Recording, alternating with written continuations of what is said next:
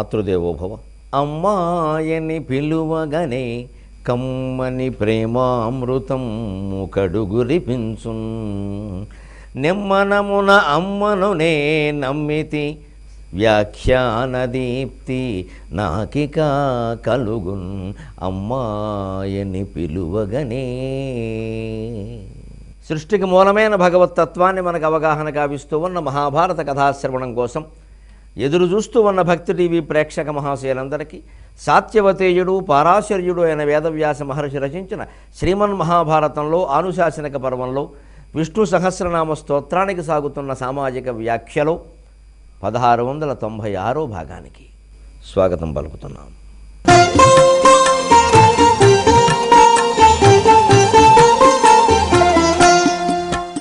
స్తవ్యస్తవ ప్రియ స్తోత్రం స్తుతిస్తోతారణప్రియ పూర్ణ పూరయితా పుణ్య పుణ్యకీర్తిరనామయ. పూర్ణ అన్నదానికి విశేషమైన వ్యాఖ్యానం చేసుకున్నాం. అందుకే ఆ పూర్ణజ్ఞాని, పూర్ణకామి, పూర్ణమేవ భవతి అన్నారు. పూర్ణమేమాంస దర్శనం. ఆ పూర్ణత్వాన్ని గురించిన జ్ఞానం కలిగిన వాడు కోరికల విషయంలో పూర్ణంగా ఇంకంతే నిండిపోయింది, నాకేం వద్దు, సంతృప్తితోటి విరక్తి రావాలండి. ఏదో అసంతృప్తితో కాదు, కోపంతో కాదు, అసంతృప్తితో రాకూడదు, సంతృప్తితో. అన్నీ పొందాను, బాగుంది, ఇంకా పొందాల్సింది ఏం లేదు. కాబట్టి తర్వాత చూసుకో. పూర్వులైతే ఆ సంతృప్తికరమైన జీవితాన్ని గడిపాక ఇంకా అక్కర్లేదనుకుని మహాప్రస్థానం ద్వారానో, అగ్నిప్రవేశం ద్వారానో, జలప్రవేశం ద్వారానో, ప్రాయోపవేశం ద్వారానో తనువు చాలించేవారు స్వచ్ఛందంగా. ఏదో విఆర్ఎస్ అనేది స్వచ్ఛంద పదవి విరమణ కాదు, స్వచ్ఛంద జీవిత విరమణ. అందుకని అలాంటి ఆ సంతృప్తిని సాధించగలిగితే చాలు. అగో ఆ పూర్ణత్వాన్ని తెలుసుకుందుకే కాశీలో 9 రోజులు ఉండమన్నారు. 9 తర్వాత ఇంకా పూర్ణమేగా. 9 తర్వాత ఏముంది? 10 అంటే అందులో 1 0, 1 మళ్ళీ వచ్చిందే. ఇంక మళ్ళీ వచ్చిన కొద్దీ పెరుగుతూనే ఉంటాయి. ఇంక రానివ్వకు, నువ్వు కూడా మళ్ళీ కాశీ రాకు. కాశీ ఒక్కసారే వెళ్ళేవారు పూర్వం. ఇప్పుడు అందులో కూడా పోటీలు పెరిగాయి బాగా. మేము 9 సార్లు వెళ్ళాం, 90 సార్లు వెళ్ళాం, వెళ్ళినప్పుడల్లా 9 సార్లు ఉన్నాం. ఏం ఉపయోగం ఏమిటి? 6 రోజుల్లో అరిషడ్వర్గాలు విడిచిపెట్టాలి, 3 రోజుల్లో త్రిగుణాలు విడిచిపెట్టాలి. అప్పుడు ద్వయం భెత్వ, మిగిలిన 9 తర్వాత ఇంకా 10. అవే ద్వయం, 1 జీవుడు 1 దేవుడు. పూర్ణత్వం దేవుడు 0, పక్కనుండే 1 జీవుడు ప్రకృతి. ఈ పక్కన 1, 2 పెరిగిన కొద్దీ పెరుగుతూనే ఉంటాయి. ఇంకా 1 వచ్చింది 10 అయింది, ఇంకోటి పెరిగితే 11 అయింది. అంచేది ఈ జీవత్వాన్ని ప్రకృతిని పెరగనీయకు. ద్వయం భిత్వ, 2 బదలగొట్టు. ఏకం బుద్ధ్వా అసునుదే మోక్షం. ఆ ఏకం 1 అంకెతత్వం, ప్రకృతి తత్వం తెలుసుకో. మిగిలింది పూర్ణం. పూర్ణమిదం పూర్ణమద పూర్ణాత్ పూర్ణముదచ్యుతే. ఇది కాశీలో తెలుస్తుందని ఎందుకన్నారు? కాశీ మహాశ్మశానం. అక్కడ మనం అనుకున్న పవిత్రతలు వైభవాలు ఏమి ఉండవు. అక్కడ కౌపీనం ఎత్ర కౌశేయం, మరణం మంగళం ఎత్ర. ఎంత బాగా చెప్పారండి. మరణం మంగళం ఎత్ర. మరణాన్ని మంగళంగా భావిస్తారు. గోచీగుడ్డను పట్టు వస్త్రంగా భావిస్తారు. సా కాశీ కేనమయ్యేతే అంటారు స్కాంద పురాణంలో. అసలు కాశీని గురించి మాట్లాడడానికి ఎవడు సరిపోతాడు? ఎవరు దాని ప్రమాణాలు ఎవరు కొలుస్తారు? ఎందుకని మరణం మంగళం ఎత్ర, కౌపీనం ఎత్ర కౌశేయం. ఈ వైభవాలు, ఈ జమీందారీతనాలు, ఈ పల్లకీలు, ఈ కార్లు, విమానాలు అక్కడ కుదరవు. అందుకే మీరు కాశీ ఆలయానికి వెళ్ళే మార్గం చూడండి. దాన్ని మారుద్దామని, పెద్ద చేద్దామని, కార్లు వెళ్ళేలా చేద్దామని ఎన్నో ప్రయత్నాలు చేశారు, కుదరదు. ఎందుకు అలా ఉంది? ఎంత మహారాజైనా అక్కడికి నడిచి వెళ్ళవలసిందే. దాని ద్వారా గ్రహించవలసిన తత్వం ఏమిటి? నీ ఆస్తులు, నీ వైభవాలు, ఆఢ్యో అభిజనమానస్మికో అన్యోస్తు సదృశోమయ యక్షే దాస్యామి మోదృశ్యే ఇత్యజ్ఞాన విమోహితా. ఇంత గొప్పవాడిని, అంత గొప్పవాడిని, నేను దేశాన్ని పాలిస్తున్నా, రాష్ట్రాన్ని పాలిస్తున్నా, నేను అది ఇది, నేనేదో ధనవంతుడిని, కోటీశ్వరుని, ఇవన్నీ ఆ సందుల వరకే తీసేయి. ఖచ్చితంగా నడుచుకుంటూ పో. భగవంతుని చేరాలంటే అవన్నీ వదిలేయి. అంత ఇరుకు సందులు అందుకే ఉంటాయండి. కొన్ని 100 ఏళ్ల పాటు ప్రయత్నం చేస్తున్న కాశీని మార్చడం సాధ్యం కాబట్టి మార్చకూడదు. అది ఈశ్వరుడికి ఇష్టం లేదు. ఆయన అలా ఉండదలుచుకున్నాడు. అటువంటి కాశీకి 9 రోజులను ఎందుకు చెప్పారు? 9 అంకె ప్రాధాన్యం ఏమిటంటే పూర్ణత్వం 10వ చేరుకోవాలి. అది మానేసి మనం అంకెలు లెక్కెట్టుకుంటూ కూర్చుంటే అలాగా. పూరయిత, అందరికీ అన్నీ ఇచ్చేవాడు, అన్ని కోరికలు తీర్చేవాడు. కుచేరుణ్ణి కుబేరుణ్ణి చేశాడు, కుబ్జని అబ్జం చేశాడు, పోయిన గురువుగారి పుత్రుడిని బతికించాడు. సత్యభామ ఏదో చిన్న పువ్వు అడిగితే చెట్టే పట్టుకొచ్చాడు. అన్నీ ఉన్నాయి, నాకు కొడుకులు లేరంటే రుక్మిణీదేవితో సహా మొత్తం 8 మందికి 80 మంది కుమారుల్ని ఇచ్చాడు. దానికోసం తపస్సు కూడా చేశాడు. అర్జునుడు సారథ్యం వహించమంటే చిన్నది అనుకోకుండా ఆ పని చేశాడు. ఎవరికి ఏది ఇవ్వలేదండి పరమాత్మ? అన్నీ ఇచ్చాడు. సీతాదేవికి ప్రేమనిచ్చాడు, లక్ష్మణుడికి సోదర ప్రేమనిచ్చాడు, హనుమంతుడికి మిత్రునిగా భావించాడు, శిష్యునిగాను గురుత్వ ప్రేమనిచ్చాడు, శిష్యునికి మిత్ర ప్రేమనిచ్చాడు, జాంబవంతుడికి సాన్నిహిత్యాన్ని ఇచ్చాడు, దశరథుడికి పుత్ర ప్రేమనిచ్చాడు. ఆ దశరథుడికి అదే భగవంతుని యొక్క తండ్రి దశరథుడు, అదే భగవంతుని యొక్క తండ్రి వసుదేవుడు. తేడా ఉంటుంది. అది వసుదేవ శబ్దం దగ్గర చెప్పుకుందాం వీలైతే. తేడా ఉంటుంది. రామావతారంలో తండ్రి, కృష్ణావతారంలో తండ్రి ఒక వ్యక్తే. అప్పుడు దశరథుడిగా పుట్టినవాడు ఇక్కడ వసుదేవుడిగా పుట్టాడు. ఆయన కశ్యప మహర్షి అంట. ఆయన దశరథుడిగా ఉన్నప్పుడు ఎలా ప్రవర్తించాడు, వసుదేవుడిగా ఉన్నప్పుడు ఎలా ప్రవర్తించాడు, విచిత్రం అది. అంచేతన ఎవరు ఏ అవతారాల్లో ఏం కోరుకుంటే అవన్నీ ఇచ్చేసాడు. నాకు కొడుకుగా పుట్టారు 3 జన్మలను, అలాగే పుట్టాడు. చివరికి వసుదేవుడుగా పుట్టాడు. ఆశ్చర్యం. ఇంతకాలం ఏమిటో కొడుకులు కావాలి కూతుళ్ళు కావాలన్నాను కానీ పరమాత్మ మోక్షం కావాలని అడగలేదు. నాకు అది ఆ జ్ఞానం ఇవ్వమన్నాడు. వసుదేవుడుగా పుట్టాడు. నేను ఆగలేక చెబుతున్నా వసుదేవుడు గొప్పతనం. భాగవతం ఏకాదశి స్కంధంలో ఉంటుంది, దశమ స్కంధం చివరిలో కూడా ఉంది. నాకు జ్ఞానబోధ చేయమంటాడు. దశరథులుగా మాట అడగలేదు. ఎందుకంటే అప్పటికి ఆయనకి ఎంతసేపు పుత్రులు సంపద అదే ఆ వ్యామోహం అలాగే అదే ఇచ్చాడు. వసుదేవుడుగా పుట్టేసరికి ఎందుకు వచ్చింది? అప్పటికి 3 జన్మలు అయిపోయినాయి. అజిత కశ్యపులుగా 1 జన్మ, భగవంతుడికి తల్లిదండ్రులుగా వామనుని కన్నారు. కౌశల్య దశరథులుగా 1 జన్మ, దేవకి వసుదేవులుగా 3వ జన్మ. ఆ 3 జన్మలు అయిపోతే కానీ ఈ జ్ఞానం కలగదు. కలిగింది అప్పుడు. మంచిది, ఇప్పుడే పొందమని. దశరథ జన్మలో తొందరపడి నాన్నగారు ఏమిటి వ్యామోహాలను కూర్చోబెట్టి రాముడు దశరథులకు బోధ చేయలేదు. వామనుడు అదితి కశ్యపులకు బోధ చేయలేదు. బలిచక్రవర్తి దగ్గరికి వెళ్ళిపోయాడు. కృష్ణావతారంలో మాత్రం వసుదేవుడు అడిగితే చెప్పాడు. అది కూడా ఆ అంతటి బ్రహ్మజ్ఞానాన్ని తానుగా చెబితే పుత్రుడుగా బాగుండదని వెనక నరుడు నారాయణుడిని అడిగాడని, నారాయణుడు నారదుడిని అడిగాడని అది పెట్టి చెప్పాడు. నారద నారాయణ సంవాదం అని అది పెట్టి చెప్పాడు. ఎందుకంటే కొడుకు రూపంలో ఉన్నప్పుడు ఎంత భగవంతుడైనా తండ్రికి నేరుగా అలా ఉపదేశాలు చేయకూడదు. కొన్ని లోక మర్యాదలు అడ్డం వస్తాయి. ఆయన చెప్పలేదా నేను చెబుతాడని ప్రతివాడు తయారవుతాడు తండ్రికి ఉపదేశం ఇవ్వడానికి. అది కుదరదు. స్వామి ఎప్పుడు భగవంతుడు లోక సంగ్రహణార్థం. అందుకని చూసుకుంటాడు. మనం చేసింది ప్రతిదీ లోకంలో ఆదర్శం అయిపోతుంది కాబట్టి చూసుకోవాలి. ఇది పూరయిత పుణ్యక. ఎంత పుణ్యస్వరూపం భగవంతుడిది అంటే స్మరణ మాత్రం చేతనే సకల కల్మషాలు హరిస్తాడు. అదే జపయజ్ఞం.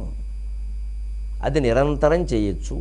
శుచి అశుచితో నిమిత్తం లేదు, సమయం అసమయంతో నిమిత్తం లేదు, నియమం అనియమంతో నిమిత్తం లేదు.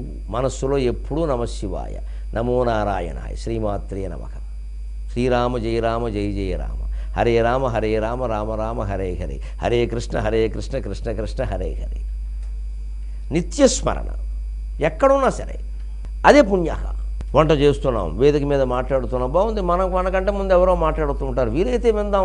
వినడానికి వీలుగా లేదు, వినవలసింది ఏమీ లేదు. అలాగని వారిని మానేమంటామా? మనం ఒక్కడమేనా? ఇంకా వాళ్ళు ఉండరా?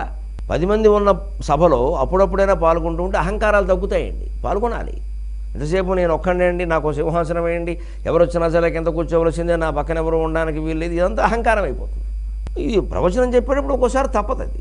కానీ మిగిలినప్పుడు నలుగురితో కలిసి పాల్గొనే అవకాశం వస్తే పాల్గొనాలి. వారికంటే ముందో వారికంటే వెనకో కార్యకర్తలు నిర్ణయించినట్టుగా మాట్లాడాలి.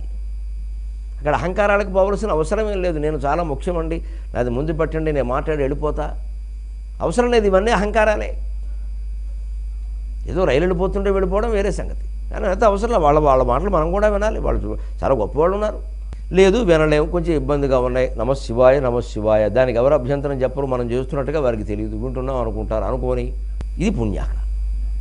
ఆ నిరంతర స్మరణ వల్ల అన్నీ పోతాయని ఎందుకన్నారు అంటే కల్మషం పాపం వృజినయనో ఉగమం ఘో దురిత దుష్కృతం. పాపానికి ఎన్ని పేర్లు ఉన్నాయి. పాపం, కల్మషం, వృజినము, ఏనస్సు, అమహస్సు, దురితము, దుష్కృతము. ఇవన్నీ మనస్సులో జ్ఞాపకాలండి, అంతకుమించి ఏం లేదు. మనస్సులో జ్ఞాపకం రూపంలో ఉన్నాయి. అదే బయటకు వచ్చి ఫలం రూపం ధరిస్తుంది. మనస్సులో ఉన్న సంకల్పమే ఫలిస్తుంది. బయట పైన ఎక్కడ 200 పేజీ సింగిల్ పుస్తకంలో రాయలేదు వీటిని. పాపాలు పుణ్యాలు అంత కంగారు పడిపోకల. దానికోసం దేశాలన్నీ తిరగక్కల, నదులన్నీ పట్టుకుని మునగక్కల. అలా పోవు, ఇలా పోతాయి. మనస్సులో ఉన్న జ్ఞాపకాలు ఇవి. మనస్సులో ఆ జ్ఞాపకాలు తుడిచిపెట్టేయాలంటే సీడీలో కొత్త పాట రికార్డు చేసినట్టే భగవన్నామాన్ని రికార్డు చేయాలి. ఎలా చేయాలి అంటే ఇంకా మళ్ళీ గుర్తు రాకుండా చేయాలి. మనకే గుర్తు రాకూడదు. అలా జరిగిన పాపం పుణ్యం ఏదైనా సరే గుర్తు వస్తున్నాయంటే అనుభవించాల్సింది. ఇంకా ఏదో ఉందన్నమాట లోపల. ఆ గుర్తు వచ్చేవి కళల రూపంలో కొన్ని. అదే పుణ్యక. పుణ్యకీర్తి, విశుద్ధ కీర్తి, స్వచ్ఛమైనటువంటి కీర్తి. అంటే ఏమిటి? లోకంలో గొప్పవాళ్ళు మంచివాళ్ళు అని 2 ఉన్నాయి. ఇంగ్లీష్లో కూడా ఫేమస్ అంటారు, గుడ్ అంటారు. ఈ గుడ్ అన్నవాళ్ళు ఫేమస్ కారు సాధారణంగా. మన దగ్గర కూడా మంచి వాళ్ళందరూ గొప్పవాళ్ళు కాదు. గొప్పవాళ్ళు ఎవరంటే మనం కొన్ని పేర్లు చెబుతాం. అమితాబ్ బచ్చన్, ఐశ్వర్య రాయ్, సల్మాన్ ఖాన్, సచిన్ టెండూల్కర్, వీళ్ళంతా గొప్పవాళ్ళు అండి అంటాం. వాళ్ళంతా మంచివాళ్ళని ఎవరైనా చెప్పగలరా? అంచేది విశుద్ధ కీర్తికి పుణ్యకీర్తికి అంటే మంచి పనులు చేయడం వల్ల వచ్చిన కీర్తి, గొప్ప పనులు చేయడం వల్ల కాదు. 10 మందికి తెలిసే పనులు, గొప్పగా ఉండే పనులు, మాటి మాటికి టీవీలో కనపడ్డాలు, సినిమాలో కనపడ్డాలు, క్రికెట్లో కనపడ్డాలు, రోడ్డు మీద కనపడ్డాలు, ఇవన్నీ గొప్ప వేరు. ఈ ప్రచారాలు ఇవన్నీ పబ్లిసిటీ, ప్రచారం. కొందరు మంచి పనులు చేస్తారు, ఎవరికి కనపడరు. అసలు కనిపించడం, మాట్లాడడం, వేదిక ఎక్కడం, ఇవన్నీ వారికి నచ్చవు. అది విశుద్ధ కీర్తికి, అది పుణ్యకీర్తికి పొందవలసిన కీర్తి. అది స్వచ్ఛంగా తెల్లగా శారద నీరదేందు ఘనసార పటీర మరాళ, శారద నీరదేందు ఘనసార పటీర మరాళ, మల్లికాగార తుషార ఫేన రజతాచల కాశఫణీశ కుందమందార సుధాపయోధి శితతామర సామరవాహిని, శుభాకారతనొప్పు నిన్ను మదిగానగయనడుగల్గు భరతి.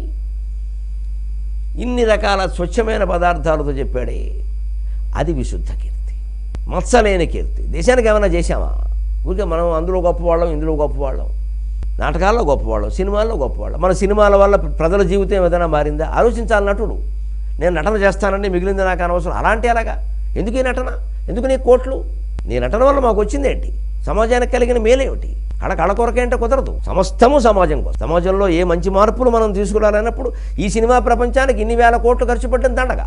అది కేవలం ఎంటర్టైన్మెంట్ వల్ల ప్రయోజనం ఏమిటి? చెడిపోతున్నారు. అంచేది ఖచ్చితంగా ప్రతి సినిమా హాస్యం ఉండని, ఒక్కోసారి అవసరమే ఏదో హింస ఉండని, అంతిమంగా మంచి సందేశాన్ని ఇవ్వవలసిందే. దీని ప్రభావం పిల్లల మీద, అందరి మీద ఉంటుంది అని దర్శకులు గ్రహించి దానికి తగినట్టుగా నిర్మాణం చేయవలసింది. లేనప్పుడు ఆ పరిశ్రమే అనవసరం. ఇప్పుడు సినిమా అంటేనే వ్యాపారం అండి, వ్యాపారం అంటే లాభాలండి అని మాట్లాడితే సినిమా రంగమే అనవసరం. ఇవి కష్టపడి రోజంతా పనిచేసేవాడికేమో సాయంత్రానికి 200-300 రావా? గంట సేపు టైతెక్కలాడితేనేమో కోట్లు ఇస్తారా? ఏ రకంగా గొప్పదవుతుందండి సినిమా? అంటే ఈ సినిమా వల్ల వాళ్ళకు వచ్చే డబ్బు ఎంత, వీళ్ళకి వచ్చే డబ్బు ఎంత లెక్కపెట్టి వీళ్ళకి డబ్బులు ఇంతేనా అండి? దోపిడీ అంటారు దీన్ని. ఇంతకు 10 రెట్లు కష్టపడిన వాడు కూడా ఎందుకు రావట్లేదు సమాజంలో? మనకెందుకు వస్తున్నాయి?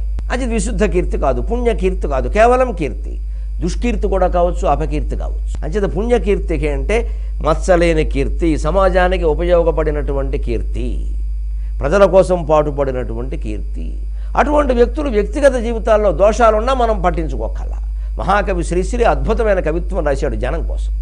కొన్ని లక్షల మంది కదిలిపోయారు ఆయన కవిత్వంతో. ఆయన ఏదో అది పుచ్చుకున్నారు, ఇది పుచ్చుకున్నారు, మనకు అనవసరమైన విషయం. ఆయన విశుద్ధ కీర్తి నా దృష్టిలో. అందుకే నేను పెద్ద కొడుకు పేరు పెట్టుకున్నాను. ఆయన కవిత్వం కదిలించింది. ఏ సినిమాలు కదిలించాయి? ఏ నాటకాలు కదిలించాయి? ఏ క్రికెట్ కదిలించింది? శ్రీశ్రీ కవిత్వం కదిలించింది. కదిలించేది పెనునిద్ర వదిలించేది అన్నాడు మహానుభావుడు. నిద్ర వదిలించాడు జాతికి. 20వ శతాబ్దం నాదే అన్నాడంటే ఒప్పుకోవలసిందే. అంత మాట అది. అంత ప్రభావం, సామాన్యమైన ప్రభావం. మేము అనుభవించాం ఆ ప్రభావాన్ని, ఆ వేగం, ఆ ప్రభావాన్ని చూసాం మేము. వణికిపోయారు మిగిలిన వాళ్ళు. పుట్టుకుని సంప్రదాయ శిఖరంలా నిలబడగలిగింది ఒక్క విశ్వనాథం ఒక్కడే. నేను ఇద్దరిని సమానంగా ప్రేమిస్తాను. అదే తేడా. దేన్ని మనం కాదనక్కర్లేదండి, నిష్కల్మషంగా విషయం గ్రహిస్తే చాలు. ఇది విశుద్ధ కీర్తి. విశ్వనాథ నవలలు సమాజానికి అలాగే ఉపయోగపడ్డాయి. సంప్రదాయంలో ఉండే గొప్పదనం అంతా తెలియజేసి నిష్కల్మషంగా ఆలోచించడం, పేద ప్రజల కోసం పాటుపడడానికి శ్రీశ్రీ కవిత్వం ఉపయోగపడింది. దేన్ని మనం వ్యతిరేకించాల్సిన అవసరం లేదు. దేని నుంచి ఏది గ్రహించాలో అది గ్రహిస్తూ చాలు. ఇక ఉపయోగపడడం ఏంటంటే ఈ సినిమాలు, ఈ క్రికెట్లే. ఏమీ ఉపయోగం లేదు వీటి వల్ల. సమాజం మీద ప్రభావం చూపించిన సినిమాలు ఉన్నాయి, వాటి గురించి ఎప్పుడూ చెప్పుకుంటాం. సంసారం ఒక చదరంగంలో సినిమా వచ్చింది, గొల్లపూడి మారుతీరావు ప్రధాన పాత్ర ధరిస్తాడు. ఎంత ప్రభావం చూపించిందండి జనం మీద. ఓ సాంఘిక చిత్రం, కుటుంబాల్లో ఓ కొత్త రకం అవగాహన కలిగించింది. చాలా ఉన్నాయండి అలాంటి సినిమాలు. ఇప్పుడు వస్తున్నాయా? ఏ రంగంలో ఉన్నాము మనం, పెద్దవాళ్ళు అయ్యాం, పేపర్ పత్రికల్లో కనపడుతున్నాం. అదేముంది? శ్రీనాథుడే ఒళ్ళు మండి అన్నాడు. మేమంతా కవిత్వాలు చెప్పినా ఈ రాజులకు నచ్చదు, అందాలు ఒలకపోసేవాళ్ళు అంటే వీళ్ళకి ఇష్టం అని వాళ్ళే ఏడిచారు. ఇప్పుడు చెప్పేది ఏమిటి ఇంకా? అంచేది విశుద్ధ కీర్తి. పూర్ణపూరయిత పుణ్యకీర్తికి అనామయక. ఆమయం అంటే రోగం, వ్యాధి. అనామయక ఆంతరై బాహ్యై కర్మజై వ్యాధిభి నపీడ్యతే అని వ్యాఖ్యానం రాశారు జగద్గురువు. ఆంతరై బాహ్యై కర్మజై వ్యాధిభి నపీడ్యతే. మనిషిని పీడించేటువంటి వ్యాధుల్లో ఆంతర వ్యాధులు కొన్ని ఉంటాయి, బాహ్య వ్యాధులు కొన్ని ఉంటాయి. బాహ్య వ్యాధులు జ్వరము, దగ్గు, రొంప, జలుబు, రకరకాలు, ఇంకా మోకాళ్ళు, మీకాళ్ళు అని. ఆంతర వ్యాధులు మనోవ్యాధులు. ఈ రెండూ కూడా భగవద్జ్ఞానం ఉన్న మనిషికి కూడా పట్టవు. మనకి ఈ వ్యాధుల మాట వచ్చింది కాబట్టి ఒక్క మాట జాగ్రత్తగా అర్థం చేసుకుందాం, చాలా దుఃఖాలు తగ్గిపోతాయి. నిజానికి శరీర వ్యాధుల కంటే కూడా మనోవ్యాధిని వదిలించుకోవడమే తేలికండి. మనోవ్యాధి ఏదో ఘోరం నేరం, మనోవ్యాధికి మందు లేదు అంటారు. కానీ శరీర వ్యాధి ఎంతకాలం పడాలో అంతకాలము పడకుండా అది తగ్గదు. మనకి ఏదో కడుపు నొప్పి వచ్చింది, లేదు నాకు ఏ కడుపు నొప్పి లేదంటే కుదరదు, తంతోంది అక్కడ, మందు వాడాల్సిందే. మోకాళ్ళు నొప్పులు ఎట్టేస్తున్నాయి, ఇప్పుడు చాలామందికి వస్తున్న వ్యాధి ఇది. అడుగు తీసి అడుగేలు, నాకేమీ లేదు నేను పరిగెట్టగలను అని పరిగెడితే ఈ కాలు కూడా వస్తుంది, కుదరదు అక్కడ, బిళ్ళ వాడాల్సిందే, అవసరమైతే చెప్పదీసేయాల్సిందే, తప్పదు. కానీ మనోవ్యాధిలో ఒక సౌలభ్యం ఏమిటంటే అది మనం బయటకు తెలియదు, మనసు లోపల ఉంది. మనం తీసుకోదలుచుకుంటే ఒక క్షణంలో తీసేయచ్చు. మనం తీసుకోకుండా దాని గురించి ఆలోచిస్తుంటే అది పెరుగుతుంది. అంచేది మనోవ్యాధికి మందు లేదు అంటే బయట నుంచి ఎవరు వేయగలిగిన మందు లేదు అని అర్థం. అసలే మందు లేదని కాదు, బయట నుంచి ఎవరు వేయగలిగిన మందు లేదు, మనం వేసుకోవచ్చు. దాని గురించి కాస్త అవగాహన చేసుకుంటే అసలు ఎందుకు వచ్చింది నాకే దుఃఖం ఏమిటి, దీని మూల స్వరూపం ఏమిటి. ఒక ఒక ఒక బంధం, ఒక మనకుండే బంధాల్లోనే కుటుంబ బంధాలు, మిత్ర బంధాలు, ఏదైనా కానివ్వండి, రాజకీయ బంధాలు, ఏదో దాంతో వచ్చింది మనసులో దుఃఖం వచ్చింది. ఆ బంధం ఉండబట్టే కదా ఈ దుఃఖం. కాబట్టి ఆ బంధం నన్ను ఎక్కడ బాధిస్తుందో అక్కడ కోసేద్దాం, కట్ చేద్దాం, పోతుంది. అంటే దాని గురించి మనం ఆలోచించడం మానేయండి. కోసేయడం అంటే కత్తిపెట్టి కాదు, దాని గురించి మనం ఆలోచించడం మానేయడం. ఓ పదవి ఆశించాం, ఆ పదవి మనకి రాలేదు, ఎవరికో ఇచ్చారు, మంచిదే. అసలు ఇప్పుడు ఇంతకీ ఆ పదవి వస్తే చేసేది ఏమిటి? మనం ఏమంటాం పదవి వస్తే అంటే పదవి, ఇప్పుడు నేను ఎందుకు అడుగుతున్నానంటేనండి ఎవరికి వచ్చినా నాకు బాధ లేదండి. కానీ మనం ఇప్పుడు ఆ రంగంలో చక్కగా అంటే ఏం లేదు, స్వార్థం ఇది. ఆ రంగంలో ఆయన కూడా కృషి చేశాడుగా, చేయబట్టే కదా ఇచ్చారు. ఒకవేళ చేయకుండా ఇస్తే దాని ఫలితాలు వారు అనుభవిస్తారు, మనకు నష్టమేం లేదు. చేసి ఇస్తే మనం మాట్లాడకూడదు, ఎలాగైనా మనం మాట్లాడకూడదు. ఈ అవగాహనకు వస్తే అసూయ ఉండదు, అయిపోయింది. వాళ్ళు నిజంగా అనర్హుడికే పదవి ఇచ్చారు అనుకుందాం, జరుగుతాయి, దానికే ఉంది. ప్రభుత్వాలు ఎలా ఉంటాయంటే గోరంతన గోపురం అనిదరు, చెంబున అంబుది కూడాను చెంబుగా నిరూపించరు. వాళ్ళకి సముద్రం చెంబులా కనపడుతుంది, రాజకీయ నాయకులకి గోరంతది గోపురంలా కనపడుతుంది. అది దేశం కర్మ. ఎందుకంటే వాళ్ళ దృష్టి అంతే. వాళ్ళు కూడా ఏం చేస్తారంటే ఈ గొప్ప చూస్తారు, ప్రచారంలో ఎవరున్నారు, వాళ్ళ దృష్టి అంతే. అది అంతకుమించి తత్వం గ్రహించే శక్తి వాళ్ళకి ఎక్కడది. దానికి తత్వజ్ఞుడైన వాడు ఎవడూ బాధపడ్డు. వాళ్ళకి ఈ తత్వం వాళ్ళకి ఎలా తెలుస్తుంది, తెలియదు. ఇచ్చుకొని మంచిది. పోనీ అవి ఎవరికో ఇచ్చారు, దానివల్ల మేలు జరిగితే మనకు కావాల్సింది, ఇప్పుడు మనకి వారికి కంటే మేలు జరగడమే కదా కావాల్సింది. ఇలాగ మనకేవో కొన్ని వచ్చాయి, అవి కూడా రాని వాళ్ళు మన చూసి అసూయ పడుతున్న వాళ్ళు కొంతమంది ఉన్నారుగా. ఇప్పుడు వెంటనే అసూయ పోయిందండి ఇలా ఆలోచించగానే ఇది మనోవ్యాధికి వేసుకోవలసిన మందు. ఎవరు వేసుకోవాలి? వారే వేసుకోవాలి. ఎవరేస్తారు? ఆంతరవ్యాధులు అంటే ఇవి కామం కానీ, క్రోధం కానీ, లోభం కానీ, మోహం కానీ, మదం కానీ, మాత్సర్యం కానీ. మదం కలిగింది, దేనివల్ల మదం కలిగింది? నాకు ఎక్కువ డబ్బులు ఉన్నాయని మదం కలిగింది. ఒక్కసారి బాగా కోటీశ్వరులైన వాళ్ళు, కింద పడిపోయిన వాళ్ళు, అప్పుల్లో పడిపోయిన వాళ్ళు చరిత్రలో ఒకసారి చదివితే ఆ మదం ఉండదు. మనకి జరగదా అలాగా? వాళ్ళకి జరిగింది. 30,000 కోట్లు ఉన్నవాడే ముష్టాడు అయ్యాడు. మనం ఎందుకు అవ్వం, మన దగ్గర ఉన్నాయి 3 కోట్లేగా అని అనిపించదా? 3 కోట్లకి ఎంత మదం ఉంటే 30,000 కోట్లకి ఎంత ఉండాలి? ఆయన పడిపోయాడు కింద, మనం అంతకంటే గొప్పవాళ్ళం. ఇదే మదానికి మందు. అంటే ఈ మనోవ్యాధికి మందు లేదంటే బయట నుంచి లేదు, నువ్వు వేసుకోవాలి. అంచేత అనామయగా అని భగవంతుడి పేరు ఎందుకు చెబుతున్నారంటే బ్రహ్మజ్ఞానం కనుక ఉన్నట్టయితే, అంతా ఒకటే పదార్థము అని ఉన్నట్టయితే ఎవరికి పదవులు వచ్చినా మనం అసూయపడం, ఎవరికి ఏదో మనకంటే గొప్ప ఐశ్వర్యం వచ్చినా మనం అసూయపడం.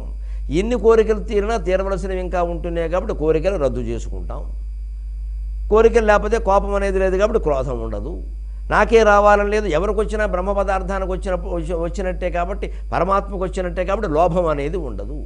ఏది లేకపోయినా మనం ఉంటాం, ఏది ఉన్నా మనం ఉంటాం కాబట్టి మోహం అనేది ఉండదు.